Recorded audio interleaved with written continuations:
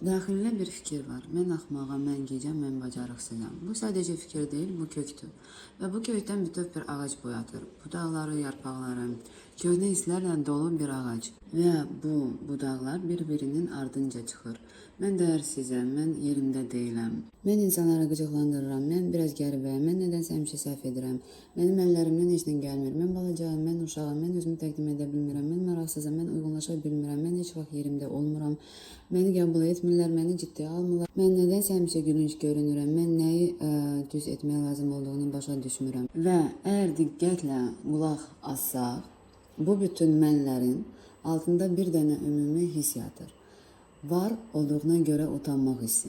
Utanmaq ki, yox, mən söz ki, o deyiləm. O sistemdə nəsə xəta baş verir. Bax, o his kimi bir şey. Bax, elə buna görə də axmaq kölgəsi kök kölgədir. Çünki ondan doğulur hər şey. Başqalarının fikrindən asılılıq, hər addımını nəzərdə saxlamaq, daima daha ağıllı görünmək istəyi və ən əsası gülünc görünməkdən qorxu. Mən axmağam, mən gicəm, mən bacarıqsızam. Burada inandırılmışlıq var. Bu bir dənə fikir deyil. Bu artıq özünü dərk etmənin əsasına çevrilir. Mən axmağam, mən gicəm, mən bacarıqsızam. Hissindən bir-birinin dalınca budaqlar, yəni törəmələr çıxmağa başlayır. Mən gülüncəm, mən dəyərsizəm, mənim əllərimdən heç nə gəlmir. Mən balacayam, mən yetkin deyiləm. Mən çirkinəm, mən bu dünyaya uyğun deyiləm. Mən insanları qıcıqlandırıram, mən artığam, mən qəbul olunmuram. Bu budaqların hamısı bir kökdən çıxır. Səni zəhərləyən fikirdən. Yəni mən axmağam fikrindən. Və bu artıq sadəcə özünü qiymətləndirmə deyil. Bu bütün davranış sistemini formalaşdıran daxili inamdır. İndi istəyirəm siz özünüzə cavab verəsiniz. Səmimi şəkildə özünüzə bu sualı verin. Bu inanc sənə nə verib? Bu mən axmağam, mən gicəm, mən başa düşmürəm. Sistemi sənə hansı nəticəni qazandırıb? Nə məhsul verib bu kök sistem? Yaz bir-bir. Filtrsız, heç nəyi bəzəmə. Nəticə nə olub? Və adətən cavablar eynidir. Dözürəm, susuram, utanıram, özümü döyürəm, heç nə etmirəm. Nəticə biabırçılıq, daxilimdə gərginlik, qorxu, qəbul olunmamaq, tək qalmaq, özümü ifadə edə bilməmək. Bax, bu da o kökün meyvələri. Bütün bu, mən gicəm ağacının barı budur. Bax, indi biz gəlirik dönüş nöqtəsinə. O yerə ki, içərində fikir dəyişir, baxış dəyişir, nəfəs dəyişir. İndi sizə bir düşüncə sxemi verirəm, dəyişdirən sxem. Bu sxem ancaq o halda istifadə olunur ki, o anda istifadə olunur ki, açan içdə nəsə sınır, amma yeni anda da nəsə doğulur. Yəni bu sxema ancaq bu anda istifadə etmək olur. Baxın, var əvvəl. Mən düşünürəm ki, mən axmağam. Bu əvvəldir. Və var sonra. Mən düşünürəm ki, mən axmaq deyiləm. Bu keçid anıdır. Burada dəyişən fakt deyil, təsəvvürdür. Və təsəvvür bilirsiniz, faktlardan da vacibdir. Əvvəl mən axmağam. Bütün bədən elə bir ki, bunu, yəni ki, hopur bədənə, mən axmağam hissi, fikri. İçəridə müharibə başlayır. Hər addımında düşünürsən ki, birdən gülərlər, birdən səhv eləyərəm, sıxılırsan, donursan, düşünürsən necə eləyim ki, axmaq görünməyim. Bütün enerji gedir özünü nəzarətə saxlamağa. Bu əvvəl idi, sonra mən axmaq deyiləm. Bəs kiməm? Axmaq deyiləmsə kiməm? Və bax, burada əsas sir. Axmağın əksi ağıllı deyil. Nə doğru, nə mükəmməl, nə hər şeyi bilən deyil. Axmağın əksi azad uşaqdır. O uşaq ki, yaşayır, risk eləyir, səhv eləyir, amma qorxmur, gülür, oynayır, sevinir, rəqs eləyir, səhv elədi və bundan utanmadı. Kimisə də o uşaq, kimisində o uşaq səhnədəki artistdir, kimisində cəsarətli, macərapərəstdir, kimisində yaradıcı, həyat dolu insandır. Axmaq rolundan çıxış yolu məhz budur. Ağılla deyil, azadlıqla. Sübutla deyil, oyunla. Hatırlayırsınız, keçən videoda soruşmuşdum. Nəyi dəlli kimi, nə axmaqlı kimi etmək istəyərdiniz? Və baxın, nə cavablar gəldi. Amma uşaq kimi olmaq. Birinin cavabı olur ki, qarda uzanmaq istəyirəm, skate sürmək. Digəri deyir, uca səslə mahnı oxumaq, axmaq kimi poza verib şəkil çəkdirmək. Bu, axmaqlıq deyil. Bu həyatdır. Bu riskdir. Bu, bəlkə alınlar hissidir. Çünki dəlixana, daha doğrusu dəli, axmaq, gic obrazının arxasında azad uşaq dayanır. Bəs sizin azad uşağınız nə istəyir? Bəlkə klubda oynamaq, gülmək, səs salmaq, yoxsa sadəcə hər şeyi atıb dağlara getmək? Bir anlıq düşün. Sən azad uşaq olduğunu düşünəndə nə hiss edirsən? Hansı anlarda özünü canlı hiss edirsən? Yaz bunu açıq, səmimi, filtrsiz. Məsələn, mən paylaşım edəndə, özümü insanlara göstərəndə, canlı yayma aparanda, sevgimi ifadə edəndə, ssenari yazanda və o ssenariyə uyğun həyatımı yaşayanda. Mən azad uşağım. deməkdir mən yaşayıram. Bərabərdir ki, mən yaşayıram. Mən gülümsəyirəm, mən yaradıram, mən hərəkətdəyəm. Bəziləri üçün bu azad uşaq olmaq, bu səs-küydür, hərəkətdir, gülüşdür. Bəziləri üçün isə sakitlik, nəfəs, heç nəyə tələsməmək. Amma hamımız üçün eyni kök var. Canlı olmaq. Bir baxın, nə qədər bizdə həyata keçməmiş istəklər var. Nə qədər hələ ki yox qalmış arzular var. Nə qədər içində gizlənmiş həyat enerjisi var. Adam necə bunları yaşamaq istəyir? Görünmək, hiss eləmək, sadəcə olmaq bir məqam var. Onu vurğulamaq istəyirəm, çünki o çox vacibdir. Daxili mübarizəm, bu daxili mübarizədir. Uşaq və böyük arasında. Dəqiq desəm, bizim böyüklük sandığımız şeylər. Bax, var o azad uşaq. Həmin o azad, canlı, təcrübə edən, yaradan hissi, gülür, sınır, bəzən yanılır, amma yaşayır. Və onun qarşısında kim dayanır? Bunun qarşısında elə bir ki, böyük kimsə dayanıb. Bu əslində ağır valideyndir. Bildiyimiz anamız, atamız deyil, yəni iç valideyn. O hər şeyi bilən, yəni ki, o sakit ol, özünü yəni ki, normal apar, özünü ələ al, ciddi ol deyən səs. O nəfəs boğan, səviyyəli olmalıyam deyən iç səs. Elə bil biz böyüklüyü ağırlıqla səhv salmışıq. Elə bil böyük olmaq deməkdir ki, bərabərdir sərt olmağa. Duyğularını gizlətməyə, gülməməyə, kontrol altında qalmağa. Amma bu böyüklük deyil. Bu nəzarətdir. Azad uşaq canlıdır, hiss edir, dürüsttür. Kontrol edən valideyn, iç valideyn. Soyuqdur, dəyərləndirir, tənqid edir. Ya bax, bu iki səs daim toqquşur. Sən oynamaq istəyirsən, amma içindən bir səs deyir, yox, dayan, oynama, ciddi ol, gülmə, pis oynayarsan, nə deyərlər. Sən yaşamaq istəyirsən, amma sən kiminsə izni olmadan yaşamaq ayıb sayılır. Və bax, bu nöqtədə yaranır daxili münaqişə. Sanki sən özün öz həyatını qadağan edirsən özünə. Bir tərəfin yaşa deyir, digər isə pıçıldır, utan, sakit ol, dayan. Amma unutma, azad uşaq sənin içində hələ də var. Sadəcə ona biraz nəfəs almağa icazə ver. Biz hər dəfə özümüzə deyirik də ki, gələk daha ağıllı olaq, daha müdrik olaq, daha yüksəkdə olaq. Danışdı da sizə də yəqin ki. Bax, elə bu əvvəlki söhbətimizdə danışdığımız tələdir. Çünki bu müdriklik personasının arxasında çox vaxt güc yox, boğulma, baskı, bastırılmış hisslər dayanır. Çox bastırılmışlıq. İnsan daxili mübarizə ilə yaşayır, amma bunu başa düşmür. Xeyr, mən küsə bilmərəm, çünki mən müdrikəm, mən daha ağıllıyam. Demək ki, əsəbləşə bilmərəm, mən daha yüksəkdəyim, demək ki, susmalıyam. Və bax, burada başlayır, daha ağıllı, daha müdrik, daha yüksək və sanki yavaş-yavaş aşağı sürüşürsən əslində. İndi baxın, bu fikirlərin arxasında nə dayanır? Daha müdrik olmalıyam, döz, daha ağıllı olmalıyam, əziyyət çək, daha yüksək olmalıyam, sus və dinlə, daha yaxşı olmalıyam, ud və gülümsə. Və bütün bunların sonunda sən canlı insan deyilsən. Sistemləşdirilmiş, özünü bastıran mexanizmsən sadəcə. Və bax, harada bastırılmış hisslər varsa, duyğular varsa, bastırılmışlar varsa, yəni bastırılmanın olduğu yerdə qəzəb var.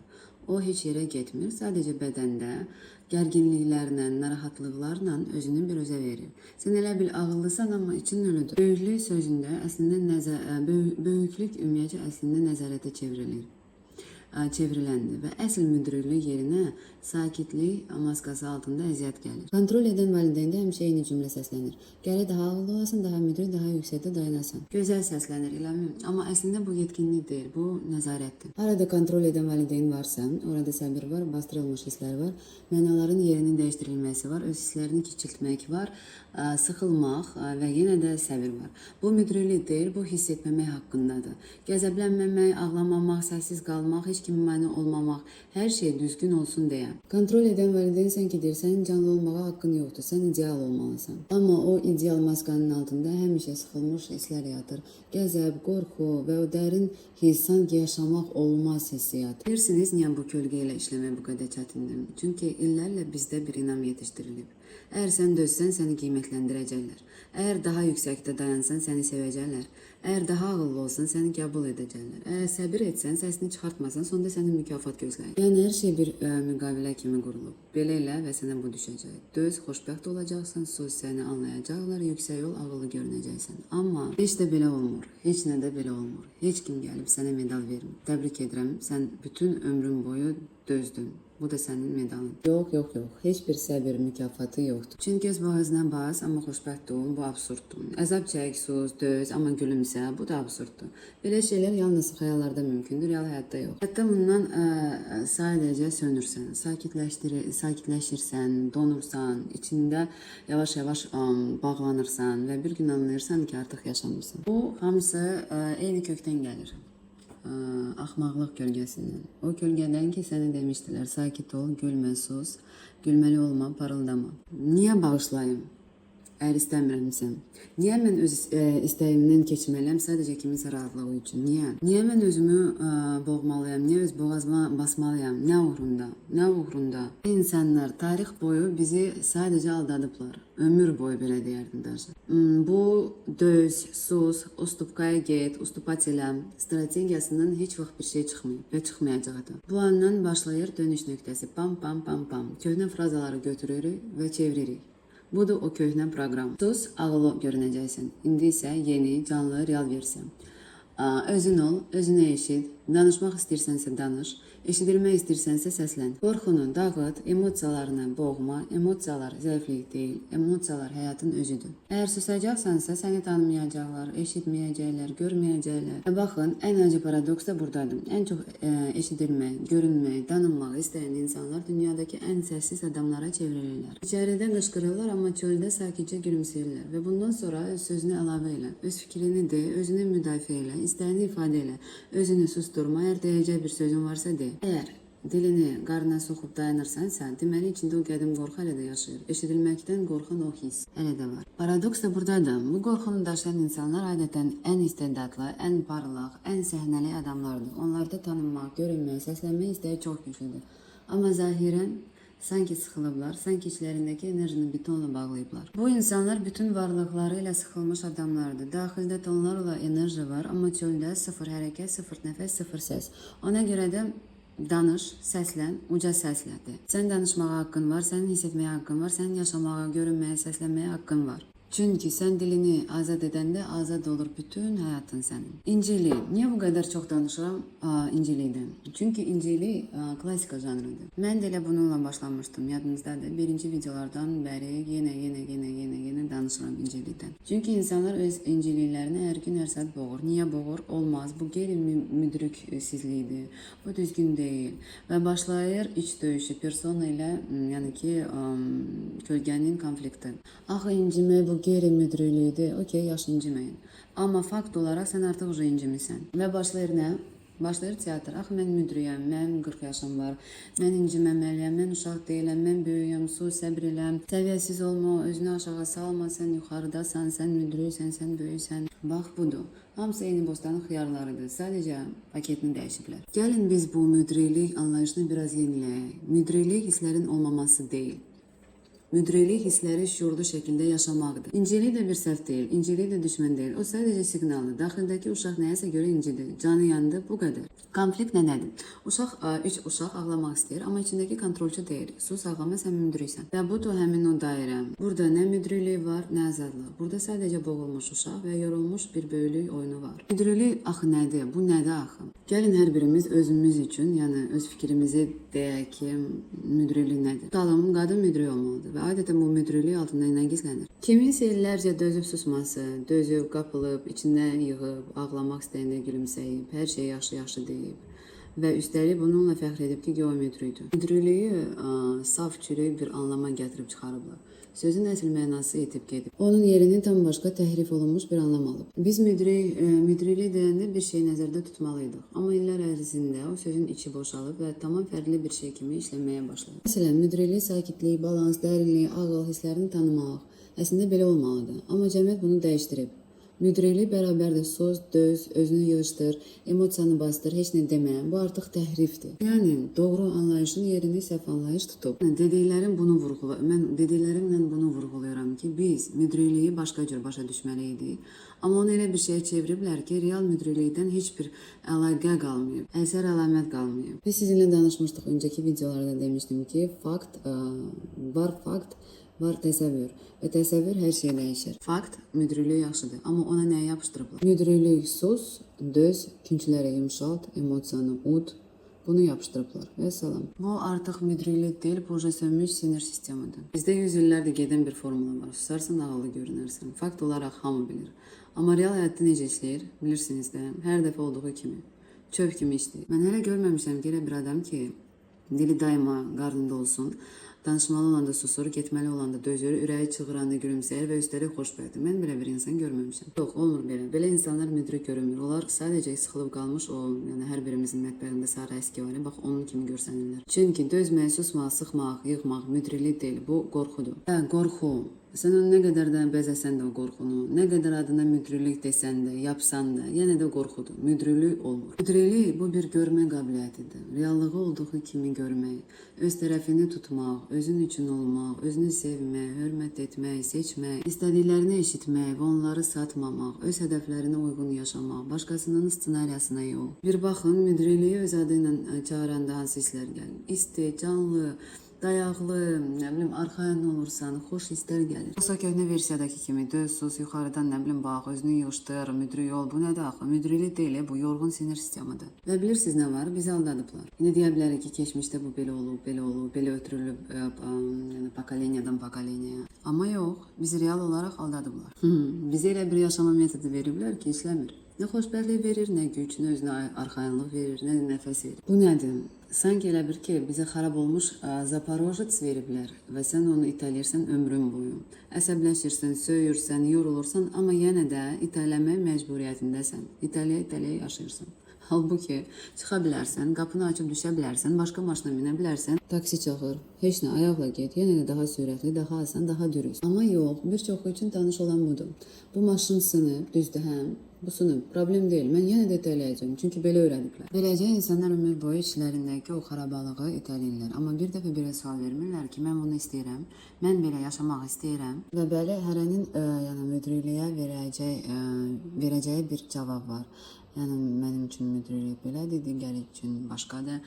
Hərənin öz tonu, öz dalı var. Amma təbii ki, o köhnə çürük versiya deyil də. O versiya ki, müdürlük bərabərdir. Axıra qədər döz, sos, ud, için qan ağlasın, amma üzdə gülümsə. Bu müdürlük deyil, bu travmanın maskası. Təsəvvür edin. Biz bu siyahını kim üçün tərtib edirik? Kim üçün içimizdə bu cümlələri, bu yeni anlayışları, bu 180 dərəcəli dönüşləri yazırıq? Aydındır ki, ego üçün. O içimizdəki baş redaktor var. O 1973-cü ilin Düzgün Yaşama Qaydaları kitabı ilə oturub qalmış içindəki yəni egomuz üçün. Mən egoya həmişə nənə deyirəm də, qoca nənə. Eynəyini zəncirinə taxıb belə deyən nənə. Abala, biraz müdrik ol, biraz səbr et, biraz yuxarıdan bax, sus keçər. Döz, yaxşı qızlar dözər. Və biz də nə etməliyik və biz də belə eləməliyik. Hə, nənəm, eşidirəm səni. Əlbəttə, bu müdürlükdür. Aydındır, nənəciyim. Niyə belə cavab verməliyik egoya, yəni nənəyə? Çünki nənə ilə niyə dava edək ki? Biz onu sakitləşdiririk, biz onunla yumuşaq danışırıq. Çünki o nənə pislikdən demir. Sadəcə bizə tam işləməyən, paslı, həyatı çətinləşdirən bir yaşama metodu verib. Və biz ona nə deyirik? Nənə, mən o sənin müdiri dediyin həyatı yaşamışam. Oradaydım, dözdüm, sustum, uçdum, dağıldım və bilirsən nə oldu? Heç nə. Bu metod işləmirdi, bu metod boşdur. Çünki o müdiri dediyimiz şeylər heç vaxt azadlıq vermədi, sevinç vermədi, özümə hörmət vermədi. O metod nəyə gətirdi? Özünü sıxmağa, emosiyaları çeynəyib udmağa, sakit qız rolunu oynamağa, özünü satmağa və nəticədə öz həyatından kənarda qalmağa. Bax, ona görə də biz bu yeni siyahını hazırlayırıq. Bu yeni müdriklük sözünün anlamını ego nənə üçün. O çırnamasın, o panikaya düşməsin deyə. O içəridən bizə ay bala belə olmaz, bağırmasın deyə. Biz ona belə deyirik. Nənəm, səni sevirəm, sən yaşlıq istəmirsən, bilə-bilə etməmisən, sadəcə sənə belə öyrədiblər, amma gəl indi belə edək. Köhnə metod işləmir. Gör necə yaşamaq olur. Daha yüngül, daha dürüst, daha rahat. Bax, budur proses, budur böyüklük. Biz nənəni zibil qutusuna atmırıq. Yox. Biz ona 2025-ci ilin həyat təlimatını izah edirik. Çünki bugün müdürlük dözmək deyil. Bugün müdürlük özünü satmamalıdır. Bəs yaxşı, biz utancla nə edirik? Qorsuz, kölgəsi ilə nə ediriksə, точно onunla da elə edirik. Utanç hissi yarananda biz susmuruq, gizlənmirik, müdrik pozisiyasına düşmürük. Çünki utanç əyləcdir. Azad uşaq isə qaz. İçində utanç deyir, olmaz, ayıb olar. Azad uşaq deyir, dayan bir, yəni ki, prob eləyək, baxaq, istəyirəm. Bəs biz nə edirik? Biz dəliliyi yaradırıq, biz qəribəlik edirik, biz belə olmaz dediklərini eləyirik. Yəni ki, olmazların əksini eləyirik. Biz o şən həyatı qaytaran dəlisovluqları açırıq. Biz özümüzə yaşamağa icazə veririk. Bu yetkinsizlik deyil, bu antidotdur. Çünki utanç bağırır. Gizlən, özünü göstərmə, sən gülməlisən, sənə baxıb güləcəklər. Azad uşaq cavab verir. Hə, mən gülməliyəm, hə, oğlum da gülməli. Burada nə var ki? Zato gör, bax, gör ki, necə mən parıldayıram. Bax, buna görə də biz gedirik o dəlisov hərəkətlərə, qarda uzanmağa, maşında mahnı qışqırmağa, dəhlizdə dans eləməyə, səhnəyə çıxmağa, alışıb yanmağa, story atmağa, post yazmağa, ürəyin nə istərsə onu etməyə. Çünki utanç əyləcdir, azad uşaq sükan, yəni roldur, dəlisov hərəkətlər isə benzin. Belə bir mövzu verirəm sizə fikirləşməyə. Kölgəni inkar etməyimizi bəhanə edən hekayələr, yəni uğursuz kölgə və axmaq kölgəsinə aid olan hekayələr. Mən sizə bir şey düşündürmək istəyirəm və bu həqiqətən vacibdir. İnsan möcüzəvi varlıqdır. Adam özünə elə belə, yəni ki, elə bir yalan danışa bilər ki, və üstəlik buna ürəkdən də inana bilər. Özümüzə danışdığımız yalan, hekayələr isə çox, yəni yaxşı səslənir, inandırıcı, ciddi. Eləmədən elə doğru görünürlər ki, adam onlarla öz iç kölgəsinin üstünü örtür. Elə bil üstündən ağ salfetka çəkir ki, görünməsin. Hətta özü də öz kölgəsini görməsin deyə. Bu hekayələr necə səslənir? Birinci misal, janrın klassikası, klassikanın janrı. Əgər səbir etsən, yaxşı, sakit, sözə baxan qız olsan, mütləq səni gəlib alacaqlar. Gözəl səslənir. Yaxşı qızlar klubunun himni kimi. Amma praktikada həyat deyir ki, sakit, yumşaq, təsəlli verən, mülayim olsan, özünə abuser tapacaqsın. Və onunla da əziyyət çəkəcəksən. Bu filosofiya deyil, bu statistikadır. İndi sizə əsas sualı. Siz özünüzə hansı hekayələri danışırsınız? Siz özünüzə hansı hekayələri danışırsınız ki, uğursuz kölgəsini görməyəsiniz və axmaq kölgəsini də görməyəsiniz. Bu hekayələr gah absurd olur, gah romantik olur, gah da ağlamalı. Məsələn, mənim yaşım keçib. Uşaqlarım var, artıq sakit oturmaq, qocalığa hazırlaşmaq lazımdır kimi. Baxırsan adam diri, sağlam, qarşısında 20 min dənə planı var, amma artıq özünə qəbir seçir. Və ya mən həkiməm, çöldə qəhvə içə bilmərəm, gülə bilmərəm, rəqs edə bilmərəm, story ata bilmərəm, pasiyentlər məndən üz döndərər. Yəni, ağ xalat geyindin artıq insan deyilsən, yaşamaq olmaz, gülmək olmaz, emosiya olmaz. Və ya digər favorit absurd. Mən çox güclü mütəxəssisəm, ona görə də 3 qəpiyə işləməliyəm ki, mənə hörmət etsinlər. Yəni, məntiq belədir, özümü hörmətsiz edim ki, başqaları mənə hörmət etsin. Bir düşünün, bu necə bir məntiqdir. Amma insan buna inanır və illərlə belə yaşayır. Niyə belə edirik? Çünki bu hekayələr kölgəni inkar etməyin xidmətçiləridir. Niyə belə eləyirik? Çünki uğursuz kölgəmizi görməmək üçün, çünki axmaq kölgəmizi görməmək üçün. Bu psixoloji kosmetikadır. Utanca tonal krem, qorxuya pudra, özünü döyməyə highlighter çəkirik ki, görsənməsin. İnsan özünə yalan danışır, gözəl yalan, emosional yalan və ən maraqlısı bu yalana hamıdan çox özü inanır. Ev tapşırığı kimi öz hekayələrimizi yenidən yazırıq. Bu ev tapşırığı olacaq. Bu çox vacibdir. Çünki məhz buradan illərlə bizi qorxularda, utancda və özünə qarşı sabotajda saxlayan köhnə mexanizmləri sındırmağa başlayacaq. Biz özümüzə illərlə eyni hekayələri danışmışıq. Mən səbir etməliyəm, daha ağıllı, daha müdrik olmalıyam, səhv etməyə haqqım yoxdur, hələ hazır deyiləm, mən kifayət qədər yaxşı deyiləm. Bu hekayələr qəribədir, şübhəlidir, bir-birinə ziddir, heç bir məntiq də daşımır. Amma biz onlarla illərlə yaşayırıq. Çünki onlar bir işə xidmət edir. Kölgəni inkar etməyə, uğursuz kölgəni inkar etməyə, axmaq kölgəmizi inkar etməyə. Hər birimizin içində kölgələr var, çoxlu kölgələr var. Və bu videoda, yəni ki, biz hələ ki 2 kölgəni müzakirə etmişik, axmaq və uğursuz. Bu kimi şeylər baş verir kölgələrimizi inkar etməyə. İndi tapşırıq nədədir? Yeni hekayələr yazmaq, öz hekayələrimizi, doğru hekayələri. Çünki köhnə hekayələr səni qəfəsdə saxlayır, amma yeni hekayələr sənin açarların olacaq. Biz artıq 2 kölgəni işlədik, axmaq kölgəsini və uğursuz kölgəsini. İkisi də hazırdır уже, просто indi nə edirik? İndi onları bərk edirik. Tapşırıq, 2 hekayə yazırsan. Birinci, axmaq kölgə üçün hekayə, ikinci, uğursuz kölgə üçün hekayə. Hər hekayə minimum 10 cümlə. Hər iki hekayədə elə bil ki, minimum 10 cümlə olmalıdır. Qısa, dolğun, canlı. Yəni roman yazmağa ehtiyac yoxdur. Sənə lazım olan həqiqəti yazmaqdır, sənin həqiqətini. Necə yazacaqsınız? Mənim daha doğrusu danışdıqlarımdan tutacaqlar götürəcəksiniz. Müdürlük adı altında satılmış, susturma, söz, döz, özünü boğmama dilim. Axmaq bərabərdir azad uşağa, uğursuz bərabərdir inkişaf edən insana, səhvlərlə böyüyən insana, özünə icazə vermək ki, mən səhv edə bilərəm. Utanç bərabərdir azad uşağa. İçində bastırılmış səs, layiq deyiləm hissi, hazır deyiləm bəhanələri, daimi təxirə salma, içindəki ego, nənənin köhnə nağılları.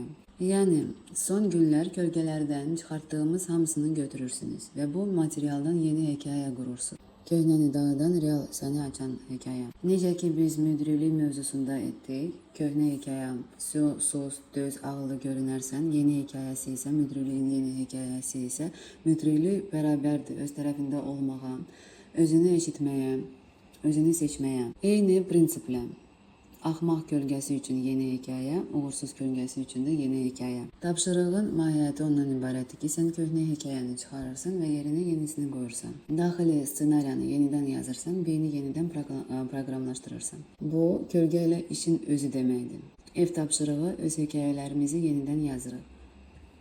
Tutalım var bir köhnə hekayə, mən kök olana qədər şəxsi həyatım ola bilməz, olmayacaq. Amma mən sizə deyim, bu hekayədir. Bu, kiminsə bir vaxtlar sənə atdığı lənət idi. Nəsə o, yəni ki, hardansa oradan-buradan eşitmirsən və özünə götürmürsən bunu. Sən də onu götürüb, deməli belədir deyib yaşadın. İndi isə tapşırıq, bu lənəti geri qaytarırsan və öz hekayəni yazırsan, səninkini, yoxsa başqasının atdığı zibili yox.